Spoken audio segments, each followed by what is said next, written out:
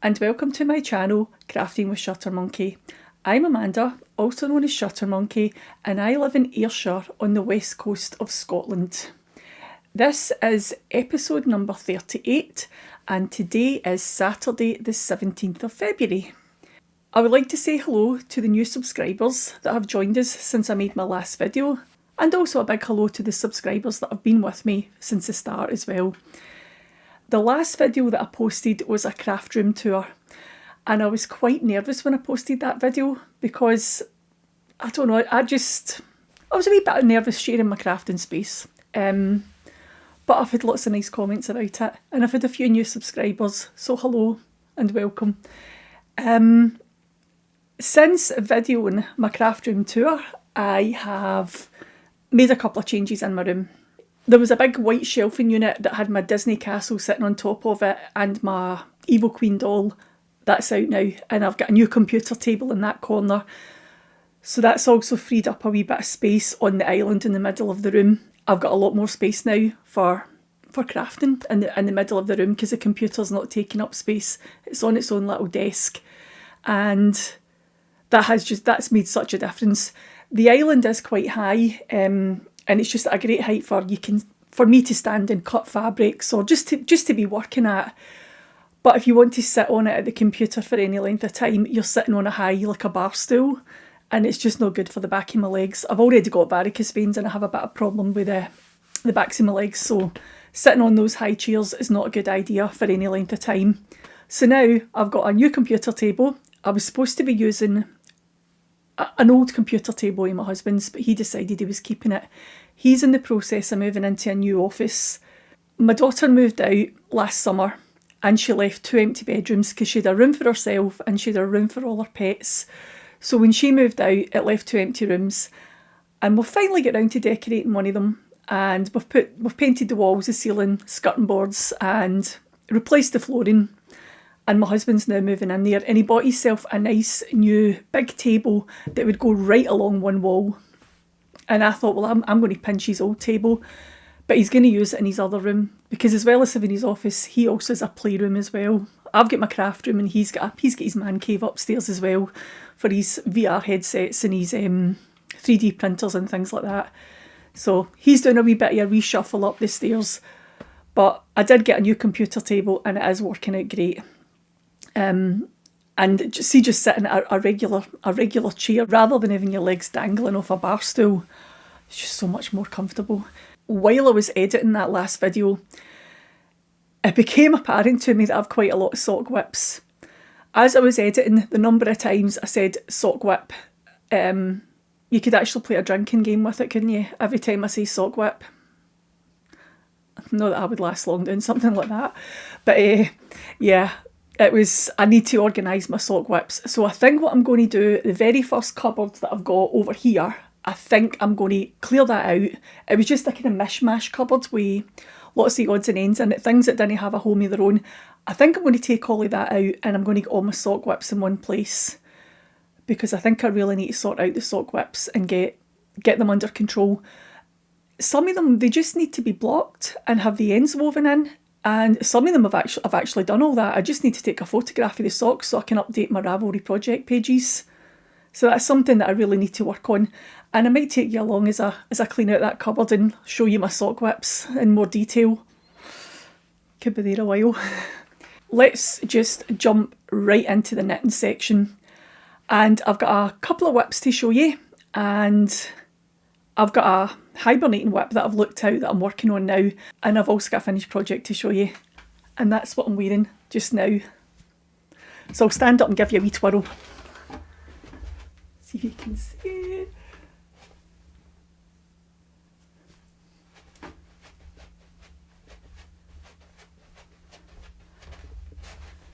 It's a wee bit higher there.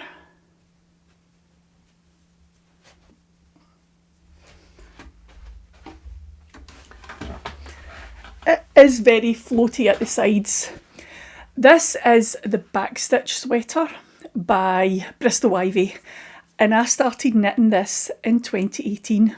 So it was about 5.5 years ago because it was September 2018. And I was a wee bit smaller not in height and width. I was a wee bit smaller in width in 2018. So it was supposed to be a bit baggier and more oversized than it is now. I'm still feel comfortable in it. It's not too tight under there because I've got a long sleeve t-shirt on under it. My t-shirt comes down to here, just under. It's a 3/4 length t-shirt I've got on. And that's actually tighter under my arms, under arms and round my arms than the jumper is. I'm happy enough wearing it. I feel comfortable wearing it. But it's just taken me quite a while to sew in the ends, which is ridiculous, isn't it? I started it in September 2018. I finished it in June 2020. And all I had to do was block it and weave in the ends. And it just get put in a whip pile. And I'll finish that. I'll finish it in a bit. I looked it out in February last year. Yep, February 2023. So it sat there for about 3 years, just waiting to be finished. And part of the reason that I didn't finish it, as time was going on, I thought, it's not going to fit me. I looked it out last year for my whip parade, my knitting whip parade. And I thought, just go get it blocked and get the ends woven in. If it doesn't fit you, you could pass it on to someone else. Hand it into a charity or something. And I blocked it and realised that it did still fit me. And it's now then lay for a year waiting for me to sew in the ends. And I just sewed in the ends this morning. But it's done now, it's absolutely finished. And I can go get photographs of it and update my Ravelry project page. That's something I really need to work on. I used to be quite strict about updating my Ravelry projects. I don't know if strict's the right word. I did do it regularly. Even if I took a picture and posted it on Instagram, I would update my Ravelry page as well. But I just don't seem to do that anymore. And it's always handy to look back on, because when you've got all those notes in the one place, even if you're out and you want to know how much yarn you use for something because you want to knit it again, Ravelry's a great source of information for that, even just for your own projects. Since blocking this last year, I'm not going to lie, I've probably put on a bit more weight. I don't know what it is with me, I just seem to be a bit attracting all the pounds right now. It's obviously my age, isn't it? But it still does fit, and I feel comfortable enough wearing it. And I really, really do like it. It's quite an interesting construction, because you knit this bit with the garter stitch bumps on it. You knit this first, and then you knit a back triangle as well. And then you pick up stitches down the side of each triangle and along the bottom, and you just start working in the round, and the sweater just appears from there. You just knit down the way. The sleeves were added in later on, the stitches were picked up and added in later on, and it's all worked down the way, and there's no seams, there was no sewing up, so that was even less reason for it to lie waiting to be finished. But it's done now. I should probably tell you a few more details about what I used. It was Rowan Yorkshire Tweed. It's a double knit and weight yarn, and I used the 3.25mm needles for the rib sections around the neckband here, around the bottom. It was a 4mm needle for the main body, and the colourway was 350, and it was Frolic, and it was something that I found in a D-stash on eBay, and that was quite a while ago now. But now that it's finished, I really like it. I did put on a long sleeve t-shirt underneath it because I was worried with it being, it's kind of woolly feeling. But I think it would actually be okay if I didn't have the vest top, the long sleeved, t-shirt under it. I think it would be okay. But I'm quite pleased that I've finished one of my whips and it's not lingering anymore. And if I don't feel comfortable in it, if I wear it once or twice and I think, do you know what, it's not for me, I will pass it on now that it's finished. Right, moving on to some of my whips. Now, I think I said in my last episode that I was going to do Christmas socks with some of my yarns that are lying about, my Christmas yarns, West Yorkshire Spinners. But see, after doing that room tour, the craft room tour, I think I'm just going to focus on the sock whips that I've got and never mind starting a whole new load of socks. I can do this next year, or I could do it later on. I could do it later on this year if I can get rid of some of my sock whips. So these are going on a back burner just now. I did cast this pair on. It's a toe-up version I'm doing, and it'll have the traditional heel flap and gusset. I'll just use my my Scoosh Toe Up pattern, and I'm using my Lantern Moon needles for this. I bought these at the beginning of this year, and I bought them in the 2.5mm needles, the 2.5mm size I should say, and I think my tension's a wee bit off. I think it's a wee bit bigger, because as I'm knitting it and looking at it, I'm thinking this looks like a sock for my husband. It's a bit bigger, and it's not supposed to be that size. So I think on the other wooden needles, the Licker ones that I like, my tension's quite tight with the West Yorkshire spinners, or even my regular 2.25s and the Knit Pros. It's a wee bit tight, and I always come up to the 2.5s. But in the Lantern Moon, I feel like I'm a wee bit bigger, and I think I need to check my tension and work on that, and I'm just not doing that just now. I've got enough sock whips to be getting on with. So I'm going to put these in a back burner just now. Even if I could spend maybe the next 3 months clearing some whips, clearing those sock whips, I'll come back to the Christmas socks. The first sock whip that I looked out was in this wee pouch here. You've seen this before. It's a pencil case with some flowers on it. I can see through acrylic. I bought it in WH Smith, and I thought that would make a lovely little sock knitting pouch. And that's what I tend to do with things. I buy a nice wee pouch, start a project, put it in it, and then stick it in a cupboard somewhere. So this was the first one that I looked out. And I am using the Distill Jam. This is from World of Wool, and it is a mixture of tweed and Shetland wool, and I'm knitting a pair of socks for my husband. Now this is a double knitting weight, and I have used my Blue Raspberry sock pattern. Now when I started this last July, it was July 23 I started these, and I had got the toe done, and I had only then worked 21 rounds on the foot. So I looked it out after doing my craft room tour, keen to start working through some sock whips, and I got the most of a sock done. I've actually ran out of yarn, and that's where I can get to. So I've got the Blue Raspberry pattern on the insteppies foot. It's just stocking stitch on the sole. I've worked my heel turn and my heel flap, but when I've gone up to the leg, let me show you on this one.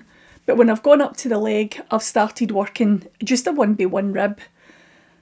I knew the leg wouldn't be very tall, but he tried it on, and it's like an ankle sock, it's a trainer sock, and he's just not going to wear that. I did get both socks done, and I cast this one off. That's where I ran out of yarn.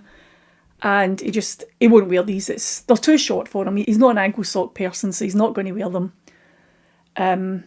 So I had to order one more ball of yarn, just to add a wee bit more length into the legs. It's quite annoying when you have to order just one ball, because by the time you buy the ball of yarn, which is only £3.30, and then your postage is actually dearer than the ball of yarn itself. But needs must.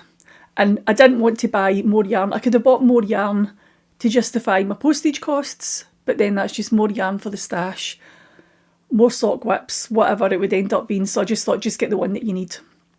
So I'm going to add a wee bit more length to the leg, even if it is a full length leg on it and it's all 1x1 rib. You'll be happier with that. So hopefully for the next time, these will be finished. And this is a whip that has been lying since last July. I am actually using 3.25mm needles for these socks. It's just the Knit Pro Zings, and I quite enjoy knitting double knitting weight socks on the Knit Pro Zings or the Lickers. That's usually what I go for first. So that's that project. You might not see it next time, but I will take a photograph. It won't end up in a cupboard and lingering for months, because I would like to give them as soon as possible. The next work in progress, I've got to show you. There's not been much work on this, but I'm loving how this is turning out.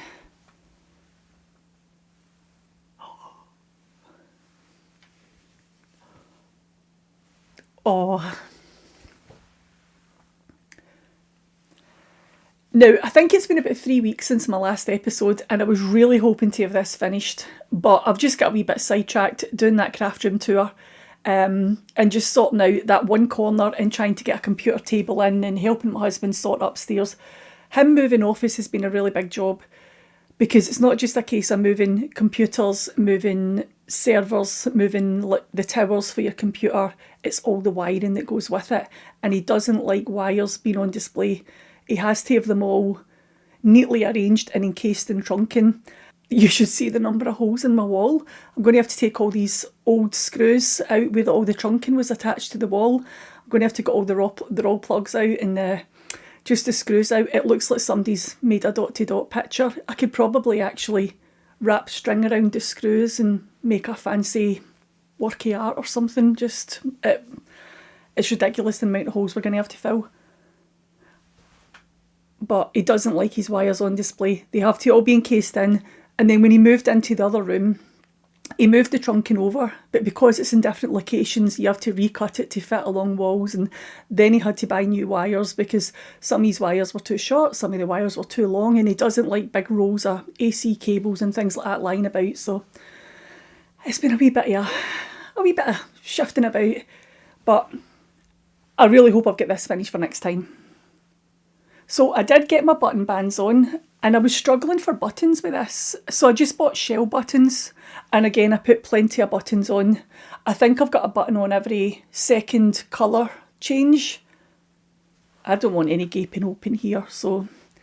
And I think the last time I told you the way the pattern was, you do the neckband first and then you do the button bands, and I wasn't going to do that. That's not the way the pattern is. The pattern tells you to do the button bands first and then add the neckband on.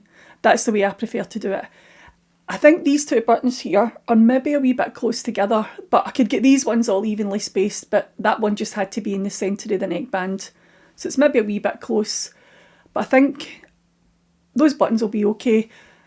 It's sometimes quite nice to look at things on the screen. They look different when you see it with your own eye. So, and I have got the sleeves finished. I can show you a sleeve. Let me show you one of those.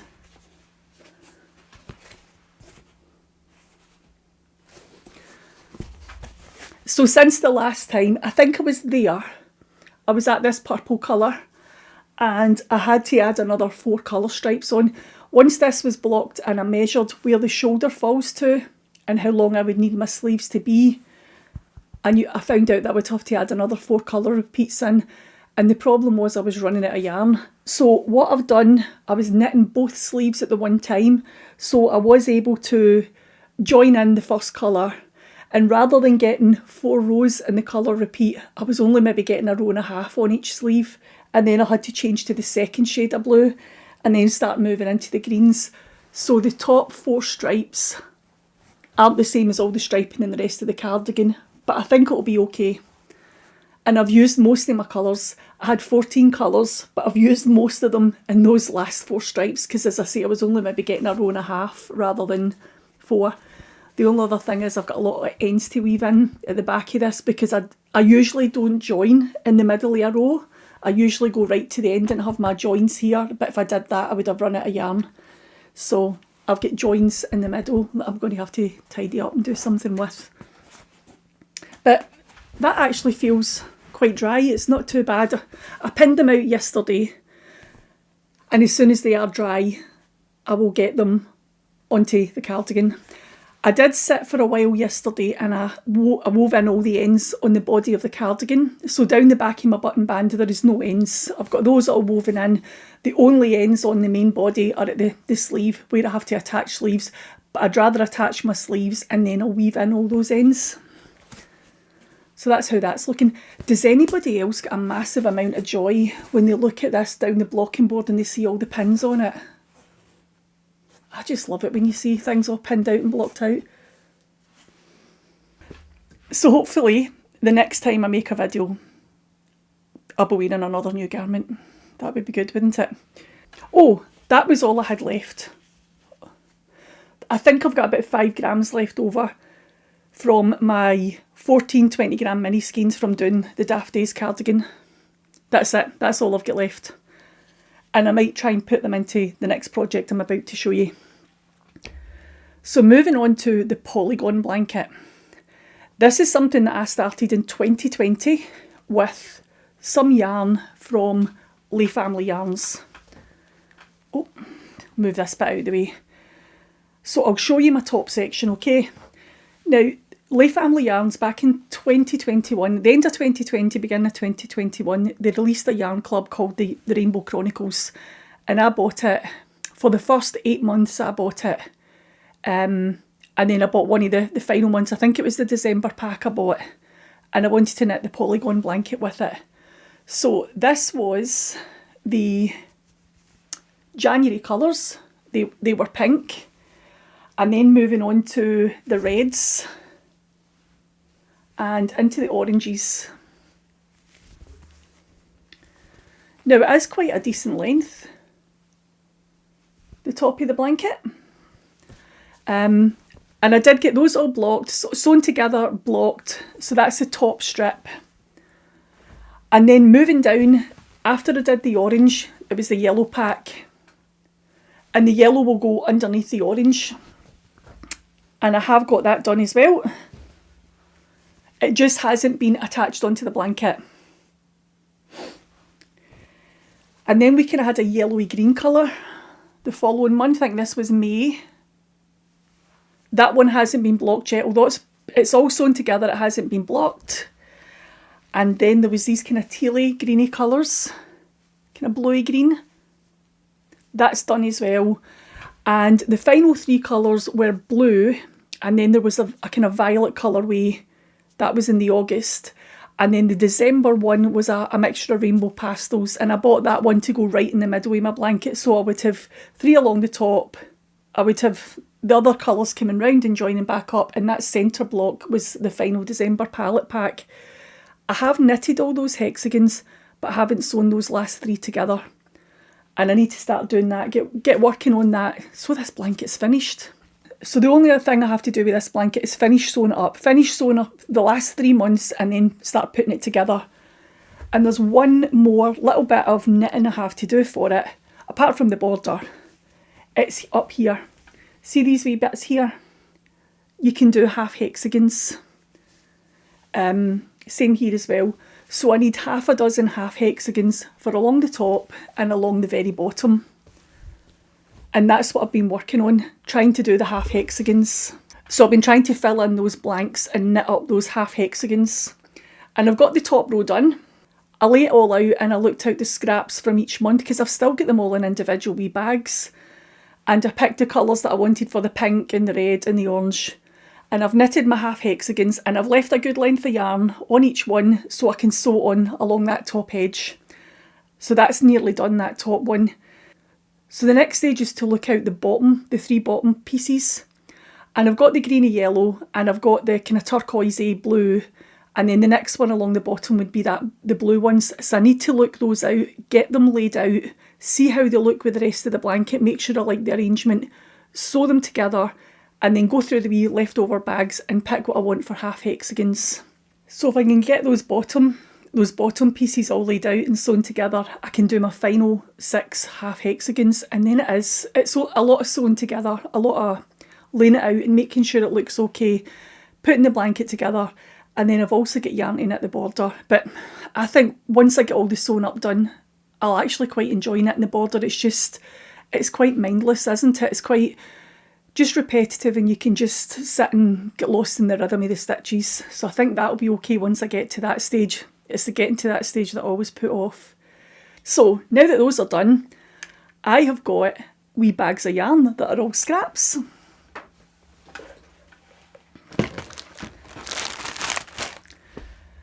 And once those little half hexagons were done, I can use the scraps, I can use them up, I can do what I like with them, because that's what was holding me up. I couldn't do anything else with them. Well, I might need some of them for half hexagons. So I've had an urge to cast on a northeasterly blanket by Skenanigans, but I wanted to do a double knitting weight version. So that's what I did with all my little leftovers.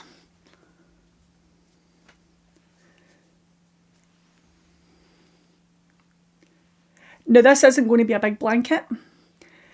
I'm going to give it to my cat, but don't tell her, because if she knows it's for her, she won't want it.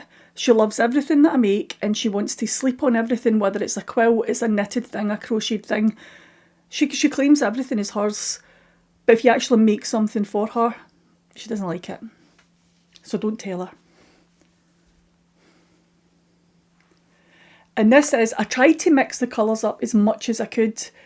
The first two strips are mostly the pinks and the reds. This one here is a wee bit of grey. That was from the December pack, but I was running out of contrast colours when I was getting to the end of this one, and I thought, I need a wee bit more contrast, something a bit paler. So I looked that out of the December pack.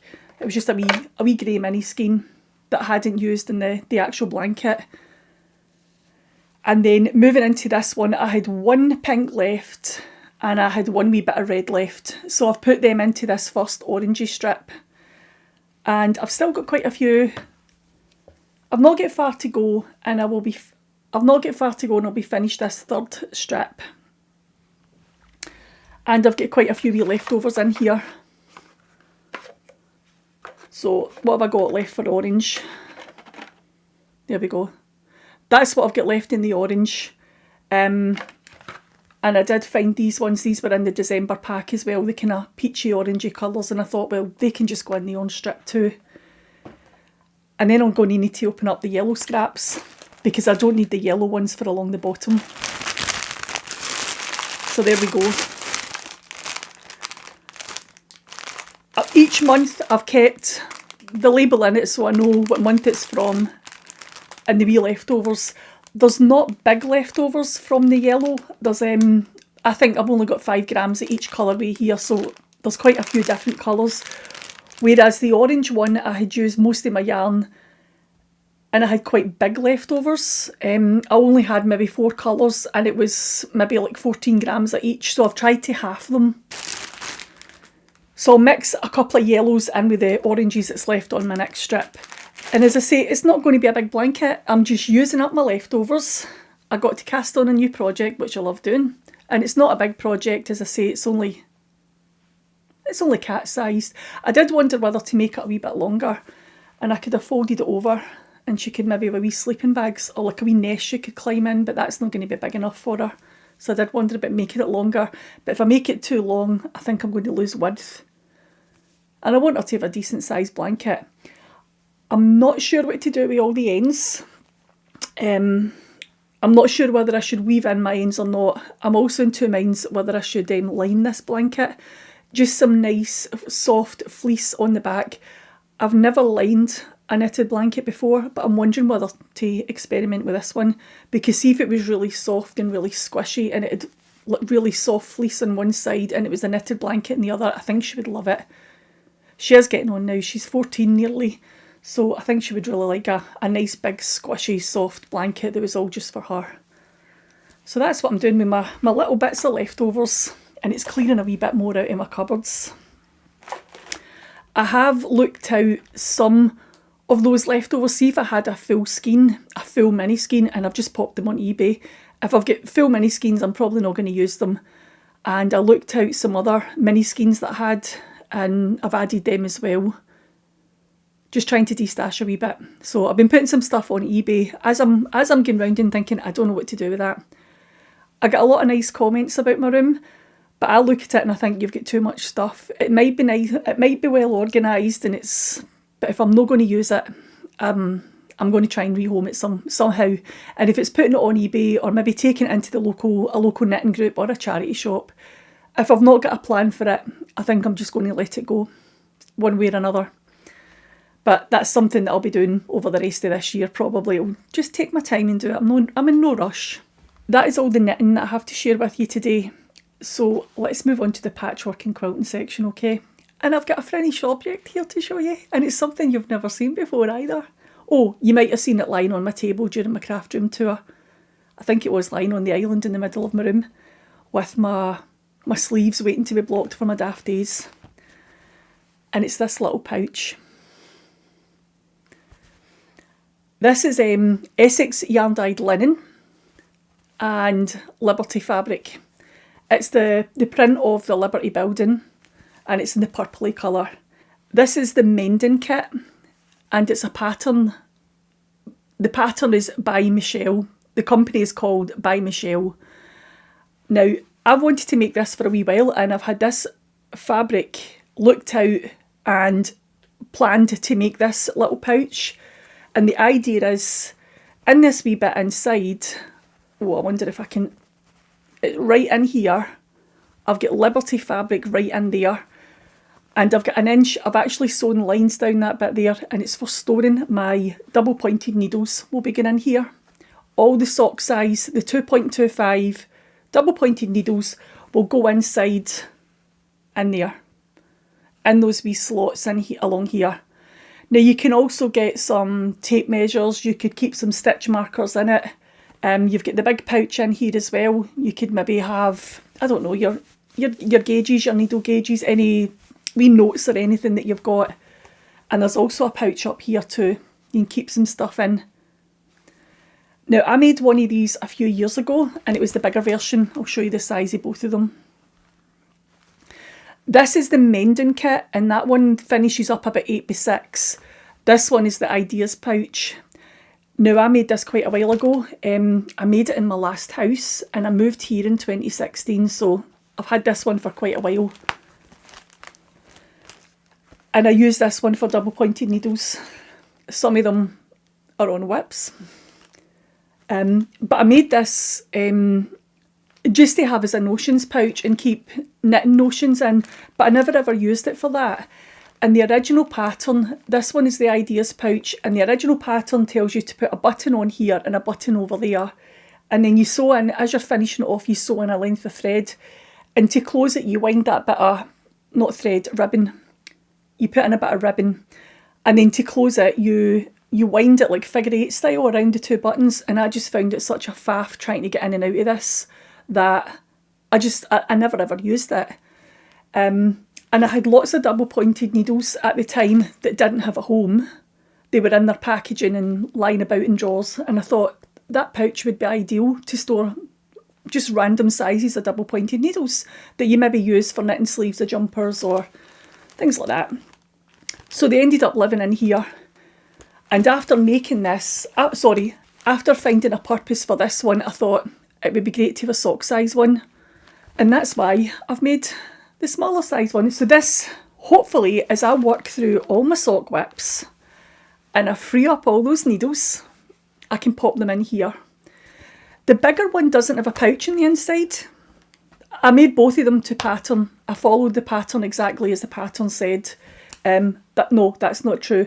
This one, there's supposed to be a wee flap that comes down here for closing it. You put a metallic press stud on it and you close it with a metallic press stud, and it's got this wee flap here. I didn't put the flap on. I didn't think I needed it. I've just put a popper fastening on for closing it. But it's really nice that I've actually used up this fabric. The only thing I would do differently, if I was making it again, it would only be the flap that was Liberty fabric. I would have the back grey. But see, when it's your first time making something, because this is all one piece, when it's your first time making something and you're not quite sure where the fold over's going to be, I just didn't want to muck with it. So it's the one piece of fabric, but I did try to make sure that the entrance to the Liberty building was going to be at the front of this fold here. And I didn't have much left over, so I did put some in here. And I cut that one upside down, so my Liberty house is actually upside down on the inside. It should have been round the other way. But the mistakes you make when it's your first time making something. And inside, the wee bits that's in here, those wee pouches here, they are supposed to be bigger. It's for slotting your scissors in, or maybe slotting like your needle cases in if you've got sewing needles, because it's meant to be a mending pouch. It's a wee sewing case. Because I knew I wanted it for double pointed needles, I've actually just kept them. I've just actually sewn it down. It's really difficult to show you this inside piece. Along here, I've actually just sewn lines all the way down, just at an inch, because it's only sock needles, 2.25mm needles that have to slot in.